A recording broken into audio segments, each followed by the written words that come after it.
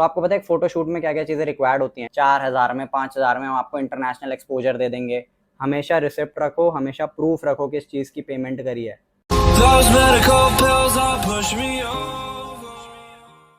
Hello guys, welcome back again to the channel. I hope that you all are staying safe and doing well. तो आज का जो हमारा topic है that is very important and the topic is money scams and modelling. अभी मजा आएगा ना भिड़ो। तो मनी स्कैम्स एंड मॉडलिंग की जब हम बात करते हैं तो देखो, सबसे पहले तो यही बहुत बड़ी बात हो जाती है when you take the decision कि आपको मॉडलिंग फील्ड में घुसना है या आपको मॉडलिंग करनी है। घर में भी बताना है, मतलब इसके लिए बहुत हिम्मत चाहिए घर में बताने के लिए भी कि यार मॉम डैड मेरे को मॉडलिंग करनी है। पढ़ाई लिखाई में ध्यान लगाओ, आईएएस बनो और देश को संभालो। लेकिन नहीं, बिकॉज बहुत अलग फील्ड है, ठीक है, बहुत न्यू फील्ड है। मैं अपनी बात करूँ तो मेरे भी मतलब फैमिली बैकग्राउंड में कोई ऐसा था नहीं जो मॉडलिंग में हो, तो it was difficult for me as well. Then उसके बाद बात आती है, हम अगर कोई एजेंसी ज्वाइन करते हैं, हमें कोई शो करना है, तो the second factor is payment. Payment या तो फैमिली देगी या फिर आप किसी दोस्त से लोगे या कहीं से लोन लोगे, कुछ भी करोगे। बट उसके बाद का जो प्रोसेस है ना, दैट इज़ वेरी इंपॉर्टेंट। अगर आप किससे पैसे लेके किसी गलत जगह इन्वेस्ट कर देते हो, सपोज इफ आप स्कैमर्स के चंगुल में फंस जाते हो, देन आपका फैमिली सपोर्ट चला जाता है। पूरा फैमिली सपोर्ट नहीं करेगी आगे से, स्टार्टिंग में ही स्कैम हो जाए तो। जिससे पैसे लिए हैं, दोस्त से उधार लिया है, लोन लिया है, वो भी फैमिली ही चुकाएगी। And the worst thing that can happen to you is that आपका खुद ही भरोसा उठ जाएगा इस फील्ड से, खुद ही नेगेटिव हो जाओगे, मोरल डाउन हो जाएगा और मन मार के कोई और काम करोगे। तो जैसे कि मैं अपने एक्सपीरियंस से बात करूं तो बहुत सारे लोगों ने और बहुत सारी एजेंसीज ने मेरे नाम से ही बहुत सारे स्कैम्स करे हैं लोगों के साथ, बट दैट डजंट मीन कि भाई मैं उन चीज़ों में इंक्लूडेड हूँ।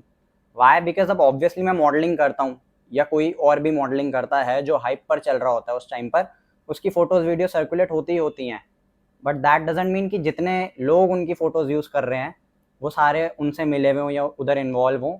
अब जैसे मैं एक एग्जांपल देता हूँ, आप कहीं किसी एजेंसी के पास या किसी एक पर्टिकुलर इंडिविजुअल के पास चले गए, ठीक है, मेरी उस टाइम पे हाइप है, मेरे को बहुत लोग जानते हैं। अब उसने पैसे लेने के चक्कर में आपको वो फ़ोटो दिखाई, आपने कहा अरे इन्हें तो मैं जानता हूँ, मैं इनको फॉलो करता हूँ, ठीक है। फिर आपने वहाँ पेमेंट कर दी और आपके साथ हो जाता है स्कैम। तो अब इसमें मेरी गलती थोड़ी है, क्योंकि मैं तो उस बंदे को जानता ही नहीं जिसने आपको मेरी फ़ोटो दिखाई। तो इसका एक ही सोल्यूशन है, वो जिसकी भी फ़ोटो दिखाते हैं आपको या जो भी वो फेमस बंदा होता है जिसे आप जानते हो, या तो आप पहले उनसे कंफर्म करो, उनकी पीआर टीम से बात करो, उनको मेल डालो, या अगर आप उन्हें पर्सनली जानते हो तो उनसे बात करो पेमेंट देने से पहले। बिकॉज मेरे केस में भी यही हुआ था, जब मुझे नोन्स के मैसेजेस आने लग गए थे कि भाई ये तो देखो आप इंक्लूडेड हो, इनके साथ ये स्कैम कर रहे हैं हमारे साथ, then I came to know कि भाई कितने लोग फोटोज वीडियोज यूज़ करते हैं बहुत सारे लोगों की स्कैम्स करने के लिए। And the other thing that you can do is that, अगर कोई आपका नोन बंदा इस फील्ड में है जो मॉडलिंग कर रहा हो या जिसको अच्छा एक्सपीरियंस हो, आप उससे एक बार डबल क्रॉस चेक करो, डबल कन्फर्मेशन लो किसी भी एजेंसी ज्वाइन करने से पहले या कहीं भी पेमेंट करने से पहले। अब फॉर एग्जांपल जो हमारा एरिया है जहाँ पे हम रहते हैं, वहाँ के लोकल जिम्स में अगर आप जाओगे तो वहाँ पर आर्नोल्ड की फोटो मिलेगी आपको, रॉनी कॉलमैन की मिलेगी, मगर इसका ये मतलब थोड़ी है कि यार वो दोनों वहाँ पे वर्कआउट करने आते हैं। या आप किसी नाई की दुकान पे जा रहे हो अपने लोकेलिटी में, वहाँ पर जैन मलिक की फोटो लगी है, तो इसका मतलब ये थोड़ी है वो आके वहाँ पर बाल कटवा रहा है। So this is the thing that you have to understand, और इन्हीं तरह से आप स्कैम से भी बच सकोगे। फिर अब जब आपका ट्रस्ट फैक्टर किसी एजेंसी या कंपनी के साथ बैठ जाता है कि यार चलो ठीक है, अब इन्हें हम पेमेंट कर देते हैं, जेन्युइन एजेंसी है, जेन्युइन बंदा है, जेन्युइन कंपनी है, तो जब आप पेमेंट करो ना, हमेशा कोई भी वो डील हो, कोई भी कॉन्ट्रैक्ट हो या कोई भी पेमेंट हो, उसका अपने पास प्रूफ रखो। या तो उसकी कार्बन कॉपी अपने पास रखो। अगर ऑनलाइन पेमेंट करोगे तो ठीक है, आपके पास भी प्रूफ है, उनके पास भी प्रूफ है, but when you are paying offline, make sure कि आप उनसे रिसिप्ट्स लो, ठीक है। अगर आप किसी को 10,000, 20,000, 30,000 पे कर रहे हो तो उसकी रिसिप्ट तो आपको देंगे ही ना, या कोई भी प्रूफ हो, या उस चीज़ की आप कार्बन कॉपी करा सकते हो। और अगर दे आर डिनाइंग कि ये सब हम नहीं देंगे या प्रूफ नहीं देंगे या कुछ नहीं देंगे, तो बेटर आई वुड से कि वो ज्वाइन आप मत करो, कोई और एजेंसी देखो फिर।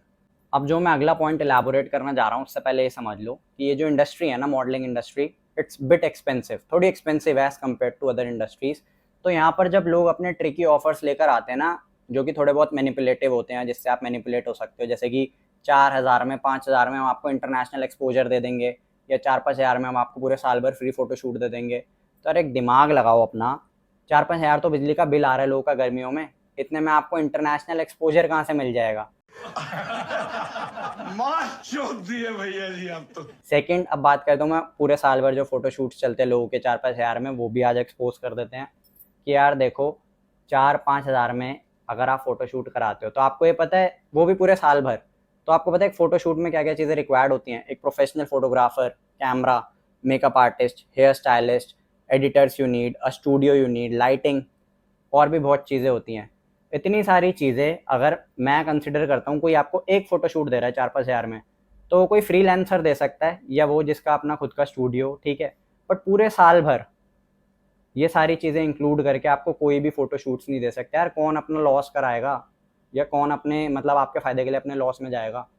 छोटी बच्ची हो क्या?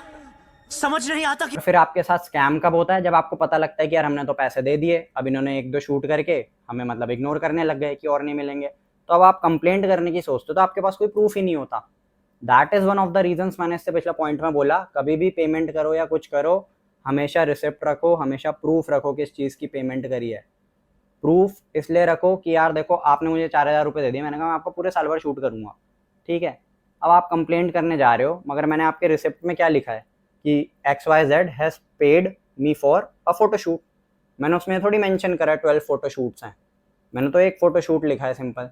तो इन चीज़ों से बचो, थोड़ी अपनी कॉमन सेंस लगाओ, थोड़ा अपना दिमाग यूज़ करो, then only you can survive in this field if you are acting smart. भाई आपका नॉलेज तो कमाल का है भाई का। और एक चीज़ और जो मैंने देखी है यार, जितने भी जैसे फ्रेशर्स होते हैं, मोस्टली नए-नए फ्रेशर्स होते हैं, मॉडलिंग इंडस्ट्री जॉइन करते हैं, तो उनकी जो भी एजेंसी, कंपनी, इंडिविजुअल जो उन्हें मैनेज कर रहा होता है ना, उनकी कभी-कभार पेमेंट काट लेते हैं और ये बेचारे चुप ही रहते हैं, कुछ बोलते ही नहीं हैं।